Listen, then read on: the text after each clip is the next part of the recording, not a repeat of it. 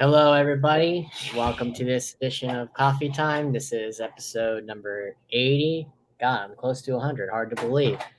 Anywho, alongside me via YouTube at Coffee Time with Byron and available on podcasting apps the following day Anchor, Google, Spotify, Apple, you name it, is former MLB catcher Andrew Romine. How are you doing tonight? And thank you for joining me. Oh, appreciate you having me. I catcher, pitcher, outfield, infield, you name it. Oh, okay. Sorry, I forgot to add a utility. Yeah, I saw that. You got to say all of them, man. I earned that. Yes, you did. Yes, you did. You worked hard on that. But I got to begin too. Here's something I didn't know. I want to begin off with this. I know you have a brother that's in the majors or was in the majors as well, but I didn't know your dad played as well. To you guys, do you think you had to compete with your dad coming up? Like how was it growing up, or what was your mindset? I know you guys wanted to play ball like he did, but what was your guys' mindset in wanting to follow in his footsteps? I think we both knew that we wanted to play big league baseball from a young age, but yeah, everybody wants to be better than their dad, and especially when their dad was in the big leagues. So your goals are pretty lofty from a young age, but we had that mindset pretty early on that that's where we wanted to be, and we were very lucky to have a father in the house who knew how to get there and could teach us the right things to do along the way. Now, was he able to help you along the way coaching, or was he too busy, obviously, like you are now with your kids, or was uh, on the road all the time? Absolutely.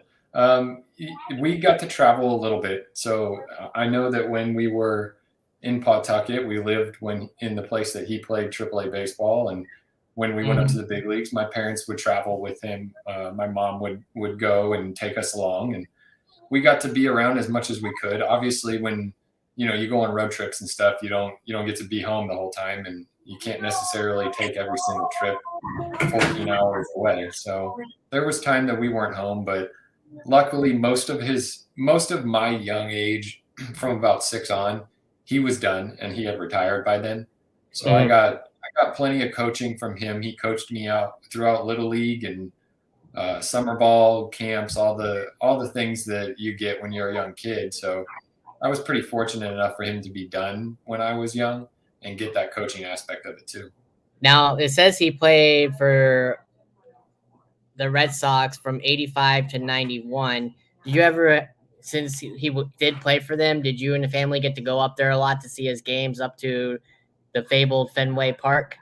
Absolutely. I was about 6 when he was done. So there's a few times when memories that were brought back, when I went to play myself at Fenway and I got to see what stadium my dad got to play at, and the feelings and emotions came back of some fleeting memories of when I was running around there as a little kid, or family day on the field when we got to go play a game with all the other little kids and family members. So there was some good times that I obviously stood out when I was young. Wish I was a little older so I remembered more, but I think 6 was pretty cool to be able to have those memories and not forget everything and being too young. Now, tell me if I'm wrong, that if I saw this before. Are you still currently playing? Are you a free agent? Are you retired? What are you now? What are you nowadays? So I've officially retired during the holidays. I sat down after the season ended with my wife, and we kind of talked about it a little bit and decided that was probably the best choice for us at the time. I'm 36 now, and the body isn't what it used to be. And after spending 15 years in professional baseball and traveling around the country, and now I have a daughter of my own, so being able to spend some time at home has been a big priority. I bet, and I'm sure that was a tough decision though for you to make, because to me, you're still sort of young and you can still play. You can still play, but yeah, I'm sure that had to be a tough decision for you to retire. I like to think I can still play. I'll tell you, in my head I can still play, but man, it's taxing.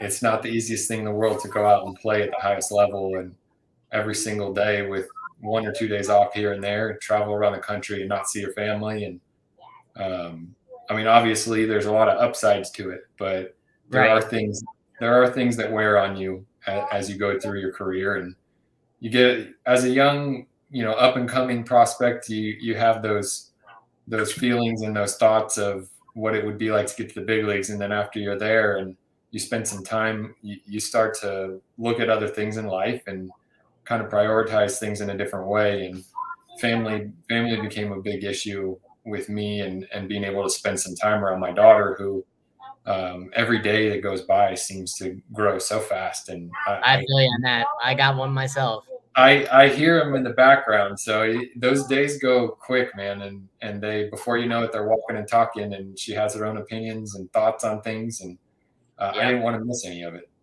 I don't blame you on that. So, according to this, you were drafted by the Phillies in the 36th round of the '04 draft, but you opted to go to Arizona State. Um, did you want to get scouted more, or what was your mindset in wanting to go to college more? Did you want to develop your skills more in college? Take us through that. What made you decide to want to opt out of being drafted by the Phillies? So one of the big things, there was two issues. One, my dad went to ASU, so being able to follow in his footsteps and experience that college scene was really cool. And obviously, Arizona State's a pretty prestigious baseball program. So Right. I went and took my visits, and then I got to see what Arizona was like as a state, and see the school, see the guys, and meet the guys in the program. Number two was, you got to put a price on the draft when you're coming out of high school or college or pretty much anywhere. When you go into the draft, there everything's numbered, so you have to basically put a price on your education. And for us, we knew that was going to be a high price, and we pretty much threw out a number or a round, because I guess everything is slotted nowadays. And Right. we had to stick to it, and a lot of the conversations were tight, and basically it came down to, we're not going to budge, we're just going to pick our number, pick our round, and if we don't go there, then I go to school and I get to experience college. In which you did. In 2006, you played summer ball with the Brewster Whitecaps of the COD Baseball League. How was that experience like? And that's somewhat kind of close to the minors when you think about it, because it's a different kind of league like the minors. I mean, so what was that experience like coming out of college, out of Arizona State, where your dad played? Well, that was it. It actually is a lot like the minor leagues. So that was the first time that I lived with a host family, Oh, and I'm clear across the country. So I'm staying in a family's house that I don't know, just met yeah, for the you don't first know. time. Yeah. I got lucky because I was in a very, very nice area in Brewster, and old towny kind of place where there was one stoplight in the city, and it turned out to be a very, very cool experience, very historic league going on there. And the baseball was amazing too. There was, I mean, everybody that came to that league was the best at where they came from. So it was a really cool experience to kind of see back east and what it was like.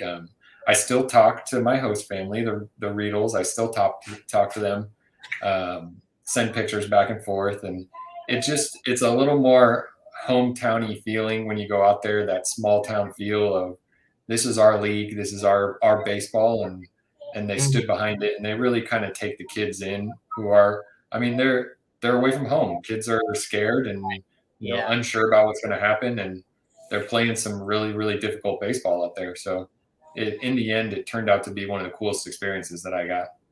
Now, at the time, were you still with Arizona? Were you still with Arizona State University as well? So you were just playing there as extra?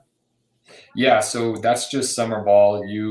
It's after the season ends. Obviously, there's no school, so you go basically for a month or so, or maybe a little longer, depending on the playoffs, something like that. But you get a little different feel than that organized Division I baseball, and it was laid back, but at the same time, it was pretty intense because, like I said, the talent was amazing. Did you have any teammates or players you played against are still currently in the majors today? Oh, currently, that's tough. There's not many current guys from my era, my age anymore. Um, I don't know. I'd have to go look at some rosters to see who's left over. There can't be too many. I don't think so. Now, what about when you played though? Who were your teammates? Anybody that played in the majors, or who you played against? That's a good question. Like I said, I'd have to look at that roster and see who from there made it to the big leagues. I'm sure quite a few guys did because, like I said, it was a pretty talented Big group school, of yeah. guys. But off the top of my head, I can't think of anybody. I'm sure I'll go back and look and think, man, how could I not remember that guy being on my team or in the big leagues? You know. But very true, yeah. So then you were drafted out of Arizona State by the Los Angeles Angels of Anaheim. Again, the second time you were drafted out of 07 draft. Uh, did you think you were going to go where you were at in the draft, where you were told, or did you think you were going to go a little bit higher in the draft than what you did?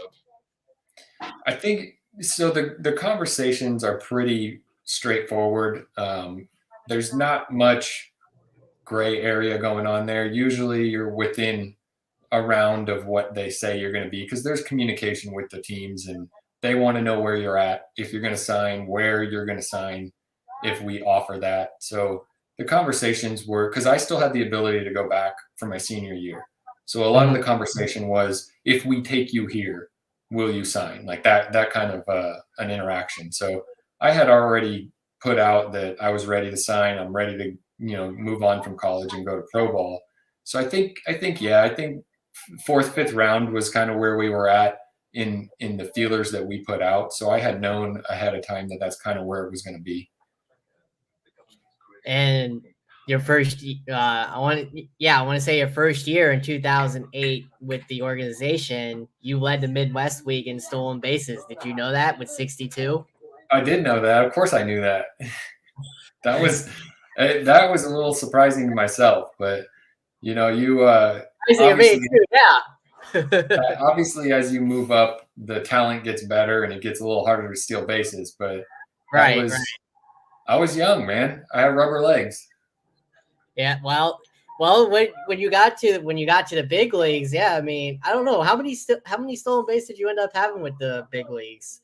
I don't know. I never got the opportunity to be like a full everyday starter and get those 600 at bats in, but I mean, I was stealing a couple of double digits here and there, but it was difficult. A lot of the games that I came in when I was in the big leagues were, either a tight game or a blowout or nobody's stealing. So, right, yeah, true.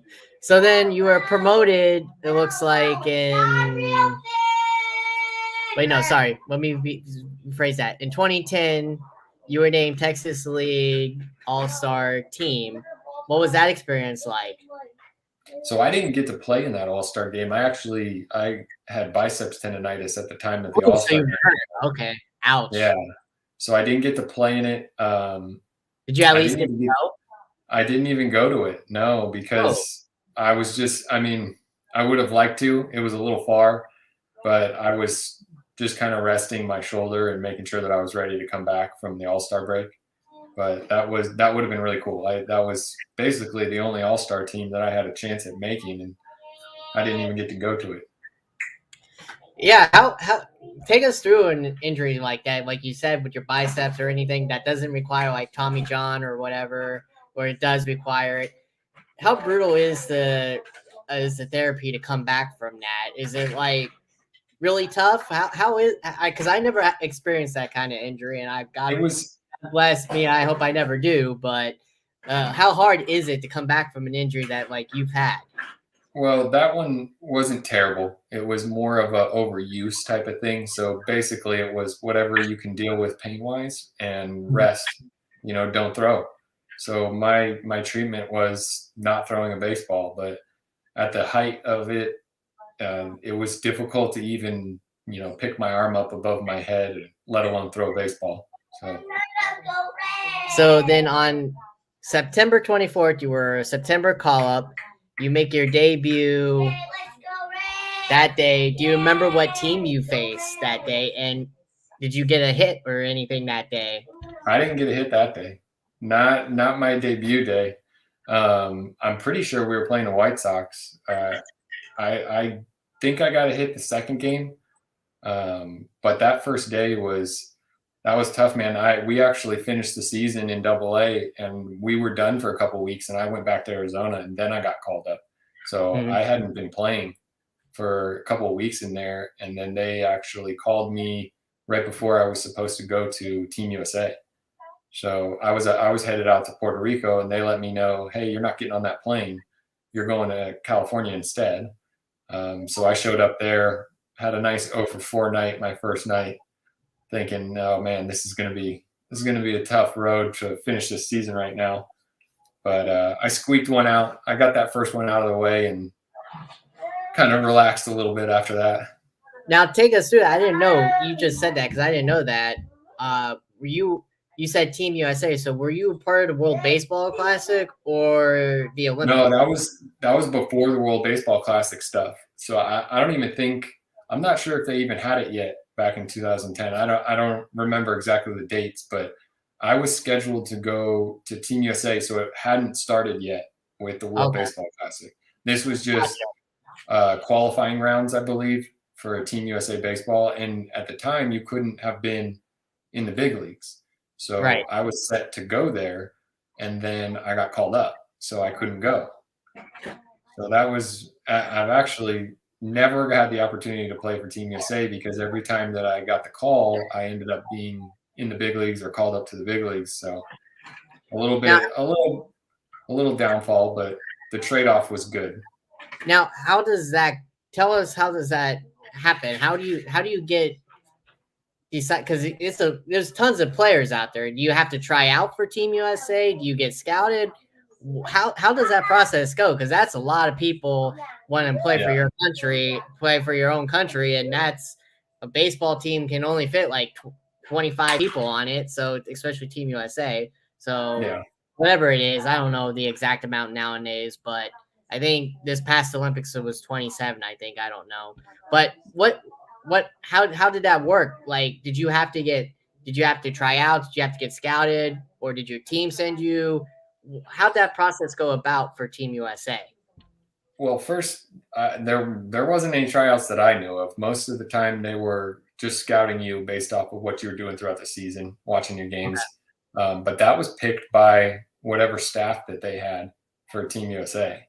They Okay. bring in their coaches, they have their scouts, and they're watching. And then you do have to be released by your team. So the professional team has to say that it's okay for you to go because there's a possibility that you get hurt and they don't want that on them. So they lose a Right, player. right. Or you get called up, like in your case, what happened with you? Yep. Okay, I gotcha. I gotcha. So you played in 4 games that year. You went 1 for 11, and you got your first hit, like you said, the 26th, September 26th of that year. Do you remember who it was, and did you get to keep the ball? I did keep the ball. I believe it was Pena. I'm pretty sure. If you got the notes there, you might know better than I do, but I'm pretty sure it was Pena.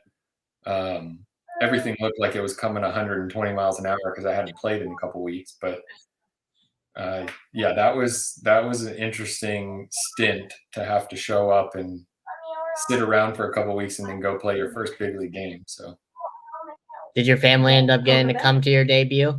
they did. So my family at the time was living in Anaheim, Mm-hmm.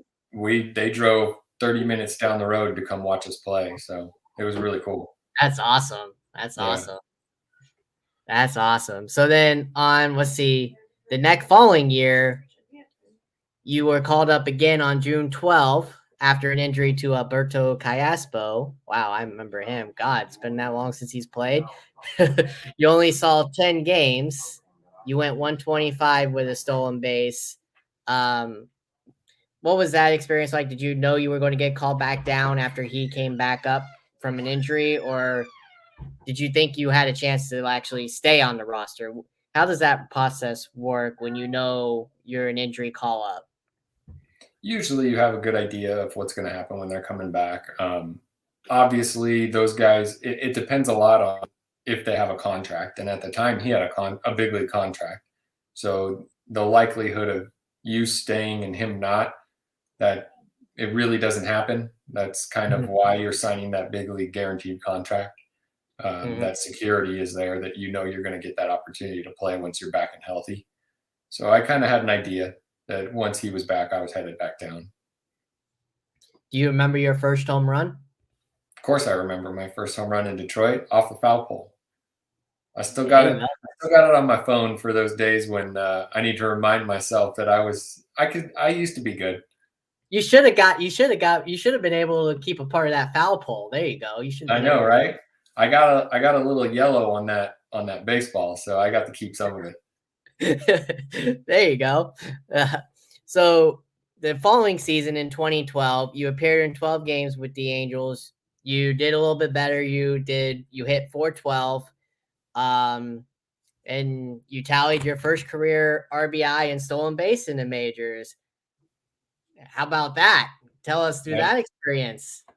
To have some success and finally see it come to fruition is huge. It gives you a little bit more confidence for sure because when you get little stints here and there and there's Mhm. not much success to show, it gets frustrating and you start to question things and get a little bit of anxiety going while you're playing, which doesn't help. So to have that success and to be able to show myself, and to know that, I can do it. I can play here and I deserve to be here. That makes the world of a difference. And especially like you said, you were mainly a backup, so that had to be going on through your head too. Like, am I ever going to get a chance to actually start on a daily basis? Yeah, and it's tough because you don't get to play every day. Getting a routine and playing every day becomes huge when you're trying to be as good as the guys who are playing every single day. And when it comes to baseball, being able to see live pitching every single day and know you're going to get 3, 4, 5 at bats, it changes your mindset big time. There's a lot less pressure you're going to put on yourself when I get tomorrow and the next day, and I'm going to be able to play and get at bats. So, how many times, since your brother also played in the big leagues, how many times did you get to play against your brother Austin? So I only saw one game where we actually played in the same game, but we saw each other a bunch of times. We saw when he was at the Yankees and I was with the Angels, or when he was with the Yankees and I was with the Mariners. There was quite a few games when we played against each other, but weren't actually in the same game. There was only one game where we were actually in the same game, and Mhm. that was I believe I was with the Mariners that year, and we went to Yankee Stadium and played them there.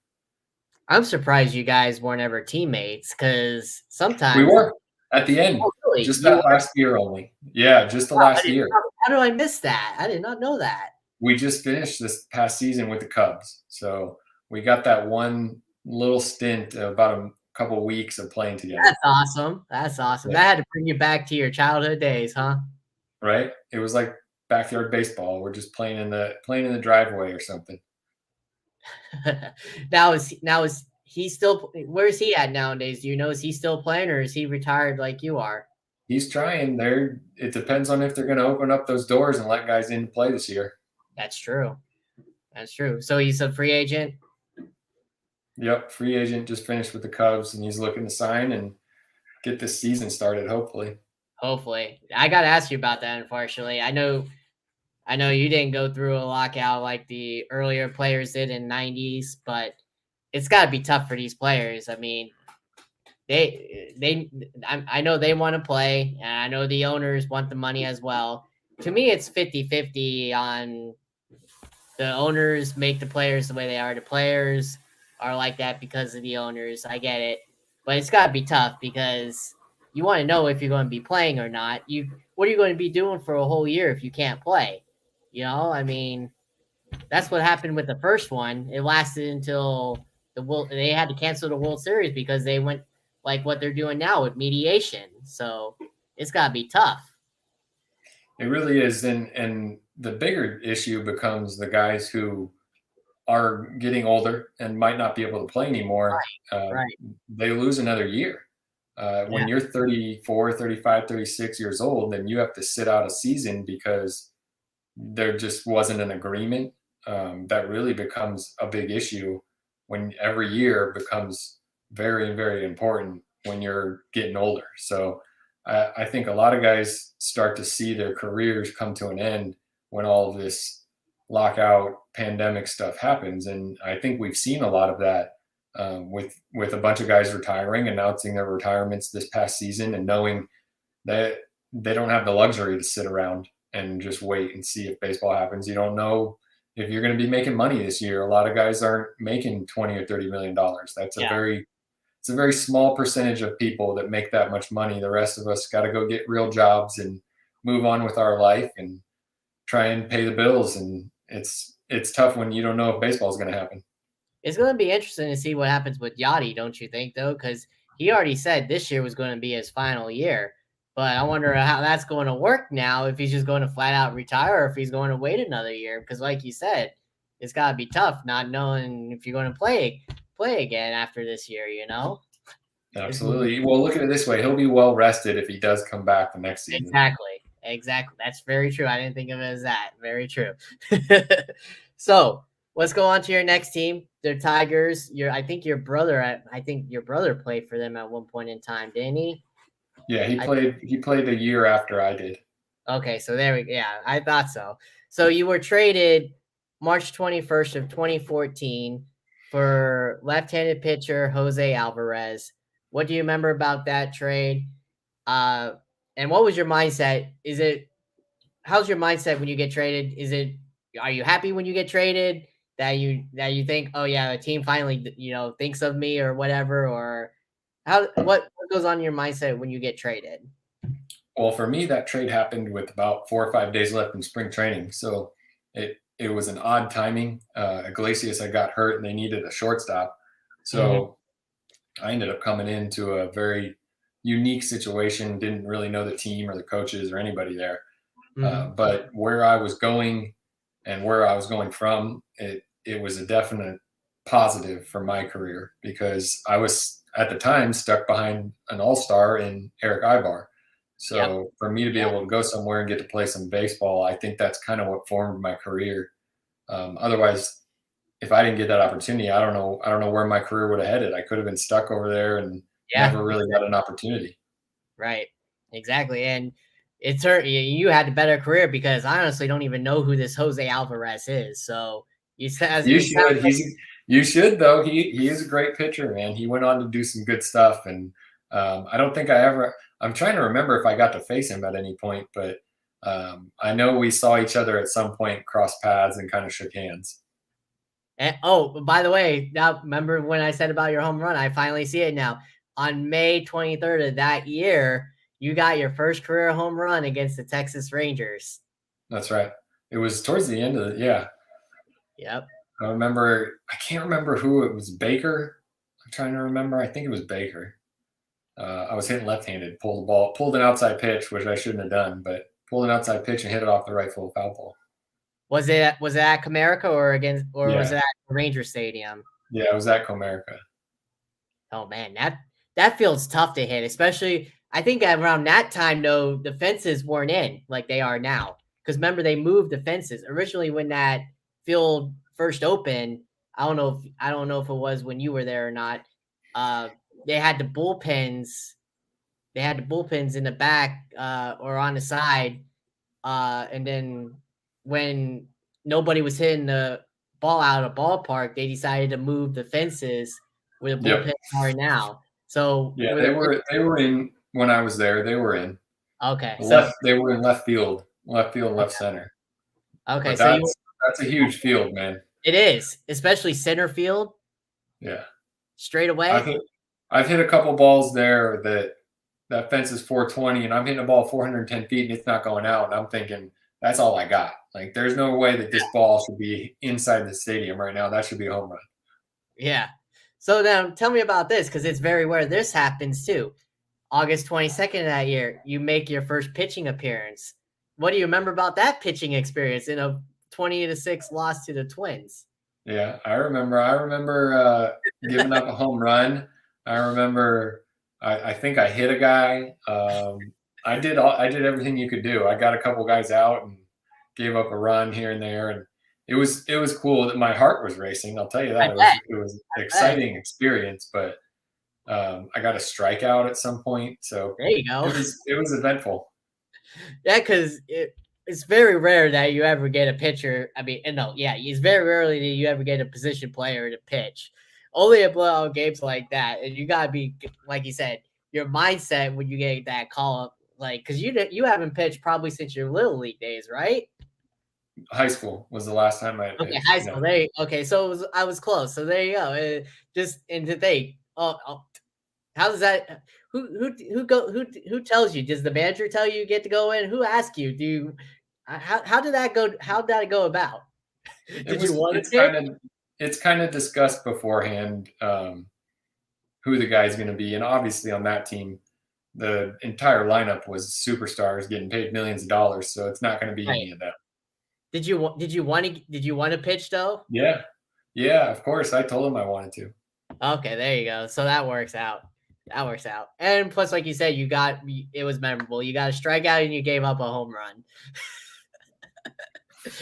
Couldn't get more special than that, right? Right.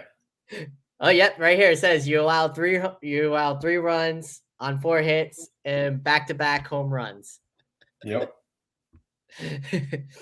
So you had a career high that year of 251 at bats. You hit 227 with 279 on base percentage on the season. You hit 2 home runs and 12 RBIs, stealing 12 bases in 14 attempts.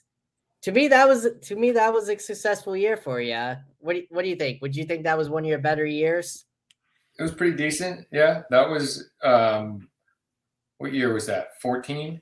14, yeah. 14. That was the year that we went to the playoffs. So I would definitely call it a successful year.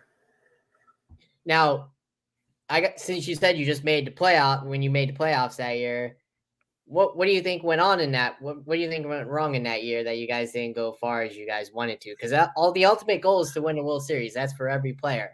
What do you think went wrong that year? Why you What guys went couldn't? wrong? The Orioles scored more runs than we did. That's what went wrong. That was Oh, a good team, man. They were a powerhouse at that point, and they had a really good lineup. They had some great pitching.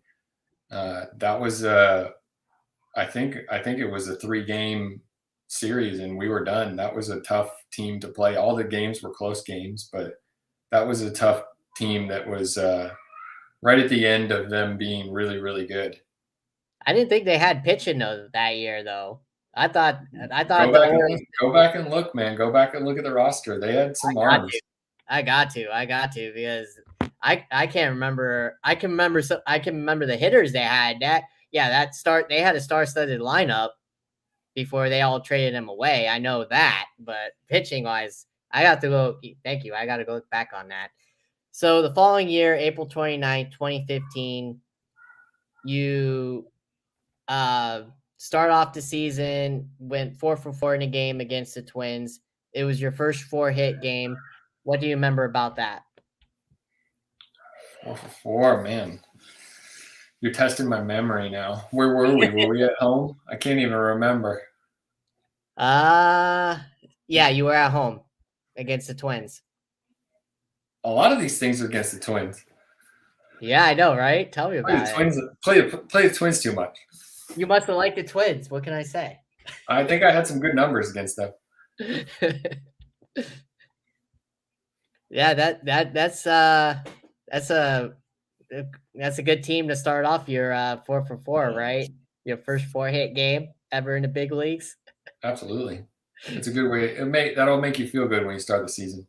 And that season you appeared in a career high 109 games. So Absolutely, that, that was that was a fun year.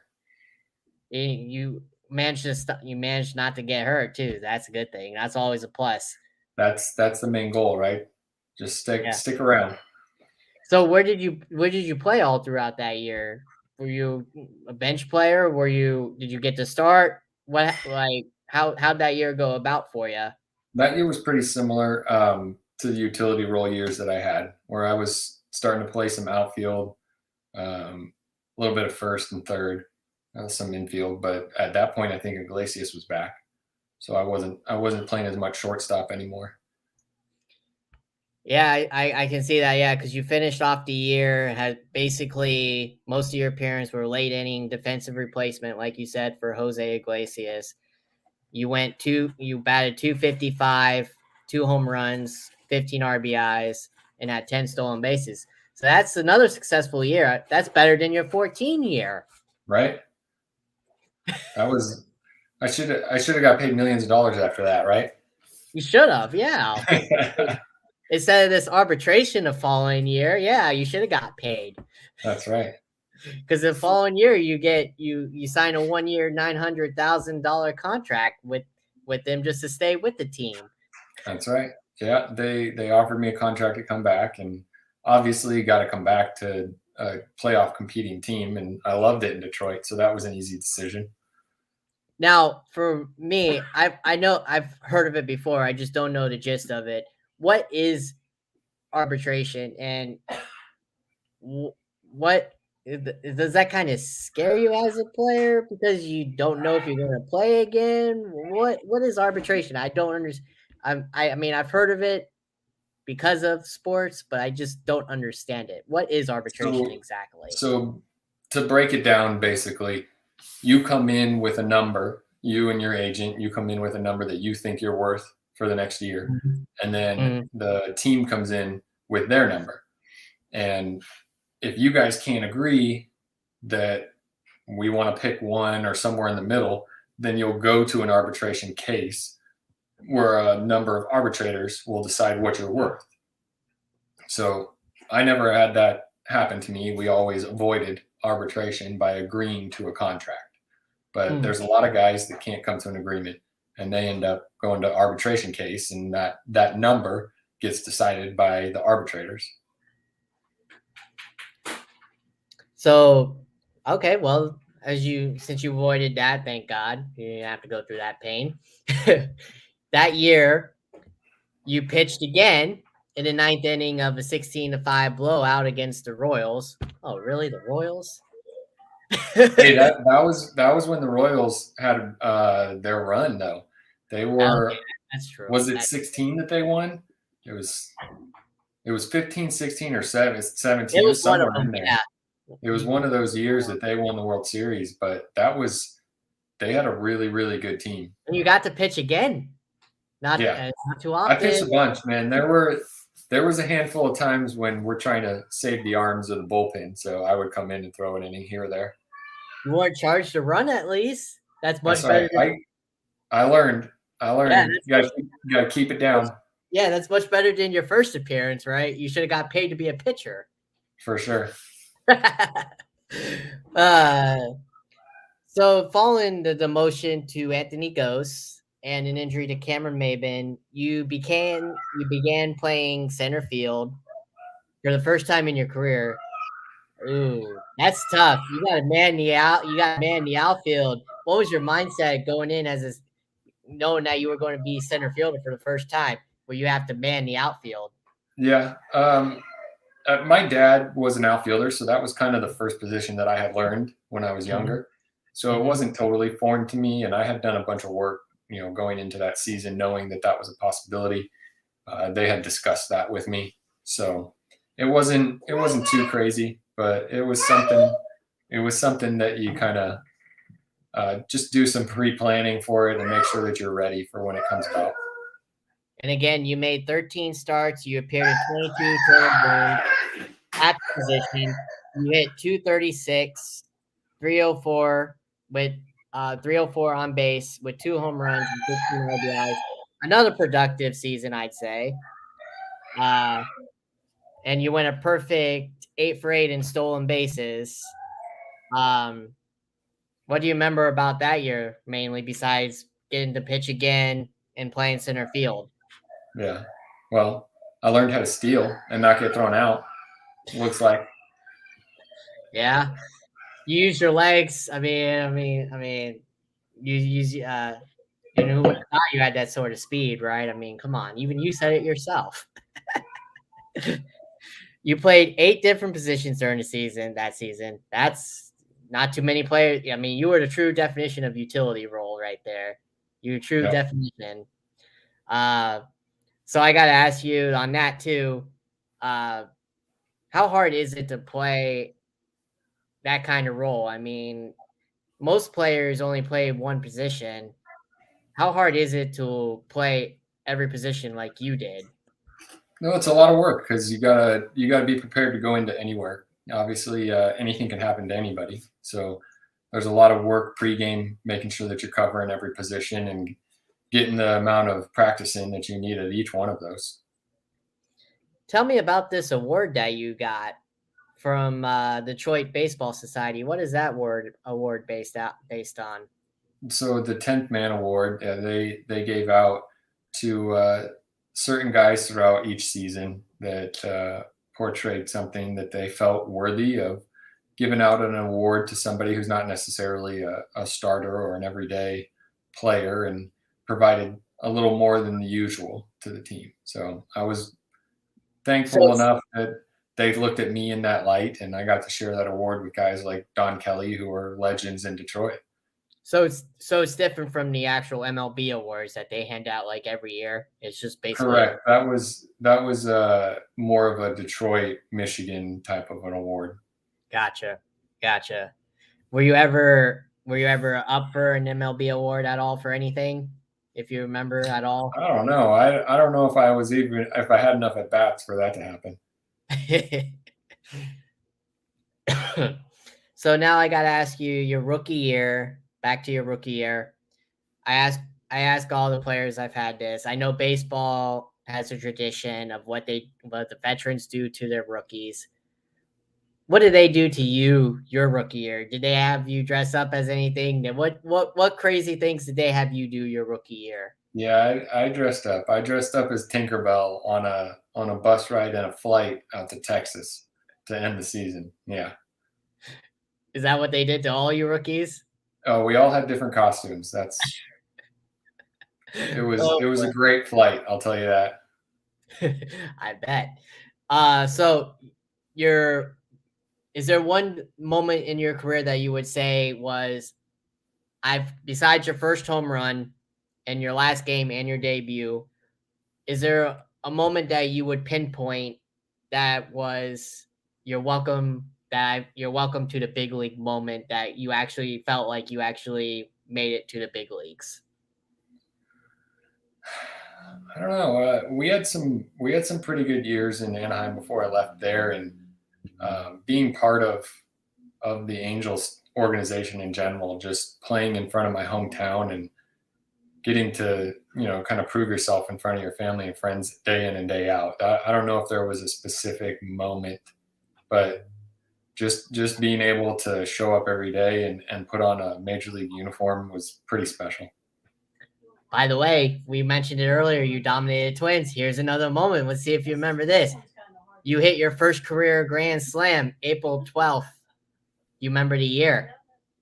I do. That was I want to say 16.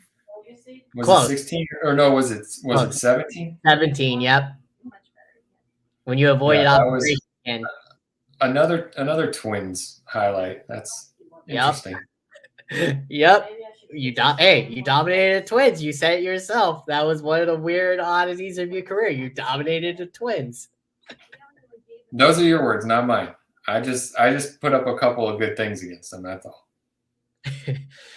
So on September 30th of that year, you became the 5th player in Major League history to play all 9 positions in a single game, and the first player to do so since Shane Halter in 2000. Did you know anything about that stat? I did actually. We had talked about that. Osmus was the one who brought it up. Asked me if I was interested in playing all 9 positions. He was a part of the one before that with Shane Halter. So Mhm. we had talked about it a little bit, and he was kind enough to make that happen. Yeah, that's right. He was your manager at the time, wasn't he? Hmm. How was he? How was he as a leader in the clubhouse? Did the players? Because with young managers, because he is a young manager, and most of the veterans on that team were around his age. How was he as a leader to the team? He was pretty quiet. He played for almost 20 years in the big leagues, so I don't think anybody was questioning anything that he was saying. But obviously, as a first year manager, there's a learning curve, and you gotta figure out who you are as a manager and what type of a coach you're going to be. But that team was it was such, like you said, it was such a veteran team that the coaching came from within. I always thought that he did a great job. Our coaching staff in general did a great job. We had an amazing team, so it was pretty easy to kind of write down a lineup when you know your lineup's going to be a bunch of superstars. Now, like you said, you got to play with your brother briefly with the Cubs. I believe, yeah, like you said, last year, coming and you played also with no fans. What was that like playing with no fans? Did it feel like practice or a scrimmage to you? It had to feel weird as a player playing with no fans. Yeah, yeah, it was pretty odd. The fake crowd noise was weird. Not having anybody in the stands, it was a very eerie feeling. I bet. Like, what was your take us through that though? What was your like how'd you have to handle it? Like, how'd that season have to go? Because it was a short 60-game season because of the COVID. What was the everyday like to have to deal with that? What was There's a lot of testing, a lot of keeping people apart, and making sure that there was a lot of rules in place and people abided by them. But in the end, it just turned out to be a really odd season, a really kind of uneventful, almost, I guess you could say. A lot of guys were just hoping that things would go back to normal. which it sort of did. I mean, you ended up, playing in Chicago that year, and they had what, full capacity, I believe it was when you Yeah, last year when you guys played. yeah. Thank God. I mean, getting the fans back in the seats was just something that we really, really needed, because not not playing with fans, you don't realize it until they're not there anymore. You don't know what you got until it's gone. So it Yeah. was it was really nice getting back to normal a little bit and having that energy from the crowd. Now, what do you think went wrong last year with the Cubs? Because you guys were predicted to go high. Not well. I'm not going to say World Series champs, but you were projected to make at least the NLDS or NLCS. What do you think went wrong? Why do you think you guys didn't make it at all? Because you guys started off hot and then bam, went downhill. And that's when they traded away everybody in a total rebuild. It's tough. It's a tough season. It's tough when injuries happen. When you get more injuries in a season than multiple teams combined, it becomes a difficult task for them to put together a winning team. So, and a lot of it has to do with the second half and the last quarter of the season. When are you hot right now or are you not? Because it really changes everything when a team cools off and people aren't there to have all of your starters in the lineup. Yeah, yeah. And how close were you besides that? Like you said, you were a part of one playoff team. How close were you to playing in the playoffs with your other teams? Oh man, the Mariners. We had a pretty good start that year. I was there, and then kind of fell off in the second half. I was close with the Angels. One of the years I was there, we were really close. And the Tigers, we always had a pretty good chance of making it to the big leagues, or sorry, of making it to the World Series. But man, it's just so hard. There's so many good teams, and like I said, when teams get hot, they're unstoppable. It seems like if you get hot at the right time at the end of the year, then you become a powerhouse.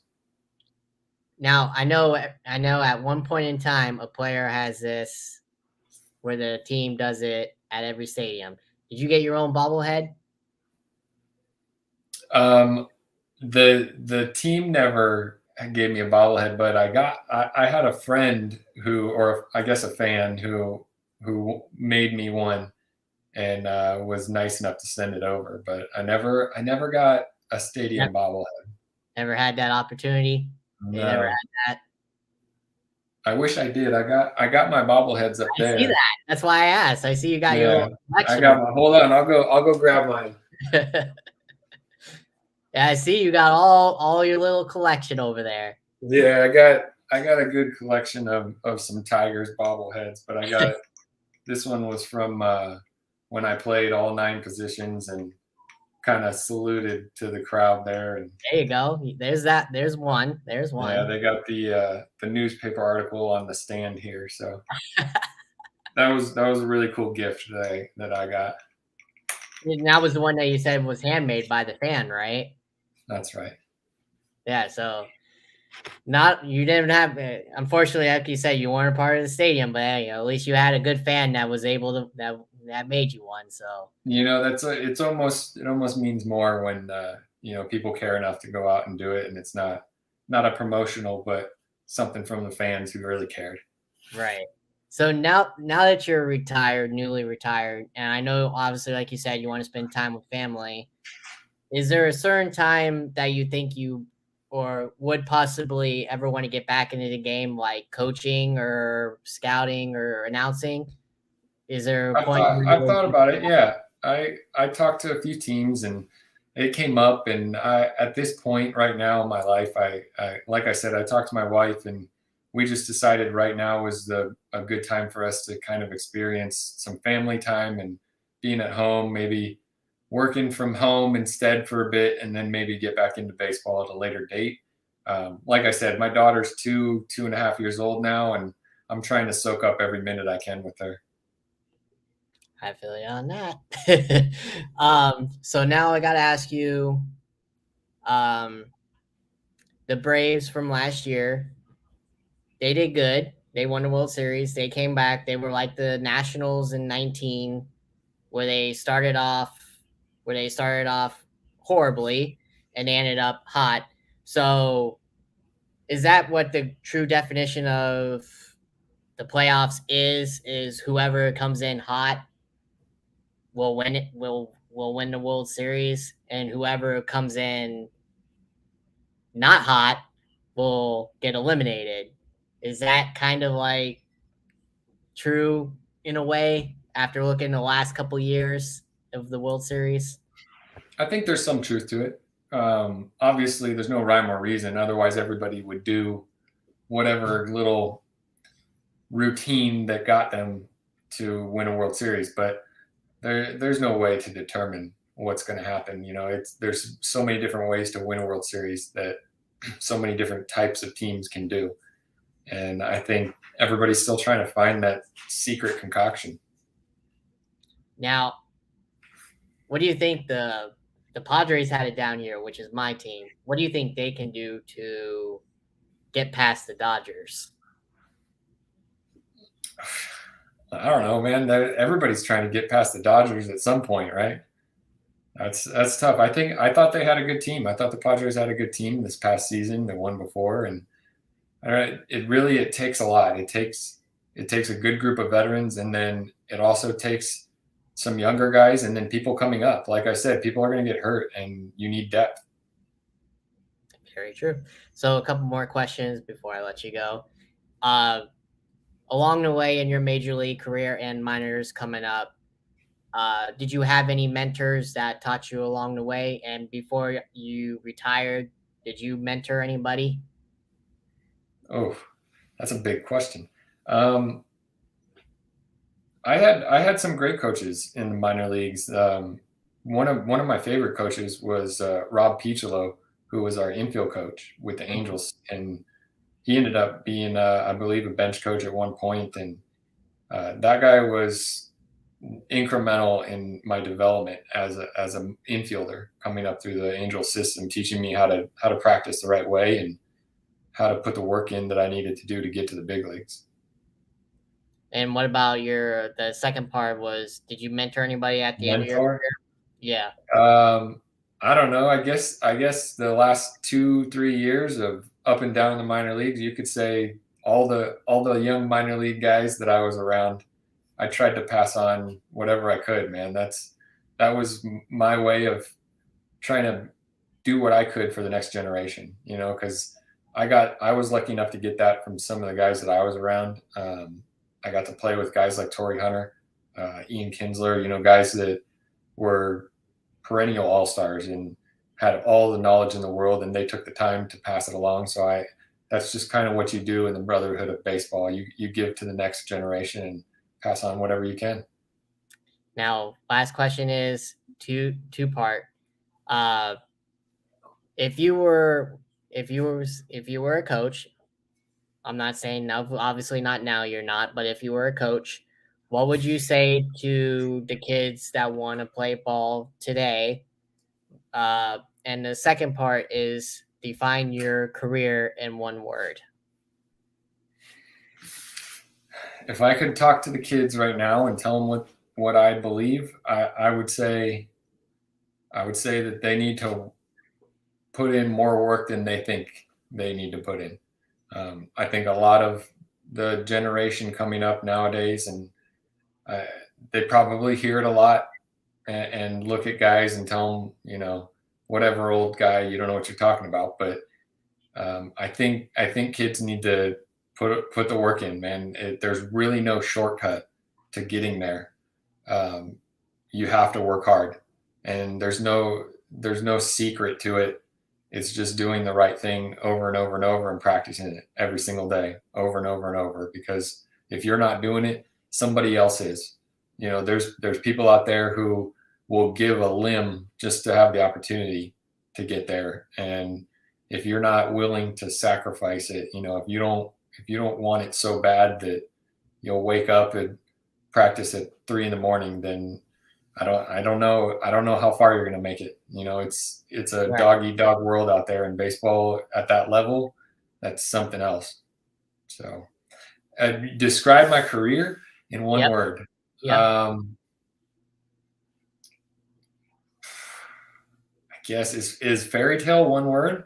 I guess that's one word, man. Yeah, you can put it as that. I'll say that. It was a fairy tale, dude. That I never could have scripted the way that my career would have gone, and that was pretty amazing.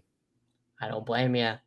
Yeah, I couldn't have said it any better. Well, I thank you for your time. I appreciate it. It was fun. I got your contact. I'll stay in touch with you, even if there isn't a season. I'll still stay in touch with you. You're more than welcome to come on again as many times as you want. Where's your coffee? Is there coffee in that water bottle or what? I thought we were having coffee during this. That's coffee, right? Yeah, you can say it's coffee. It better be coffee. You can't name it that and not be drinking coffee during it. I know it's 9:40 at night. I told you that was gonna bite you in the butt one day. Are you drinking coffee now? Are you drinking coffee? I'm drinking coffee right here, dude. You said this was coffee time, right? Like that's what I was just trying. I'm trying to be in the times. Like you said coffee. Now I feel bad because I'm drinking an energy drink here. Well, either way, both of us are going to be up until 3 a.m. now. Very true. Yes. But I now I get your point. Damn it! Now I need coffee. I mean, you got to have a coffee cup and a mug for every one of these. What are you doing here? I guess you need to send me a coffee cup because I don't have it. Okay. I'll let it slide because I like your shirt. How about that? I thank you. I'll take that slide. Thank you. But hey, if you could send me a coffee cup with coffee time, I'd appreciate it. There you go. All right. Text me your address. I got a coffee cup coming your way. Okay, there you go. See, now it won't bite me in the ass next time I have a guest on. There you go. But right, it was fun. I thank you for your time, and I'll stay in touch with you. It was awesome. Absolutely. I had a blast, man. I'll talk to you soon. Yep. Talk to you soon. Have a good night. Stay safe. You too. All right. Bye. That is pretty funny. Is that the first one I've ever said is coffee time and you don't have any and you're not drinking coffee? Yes. That's funny. I totally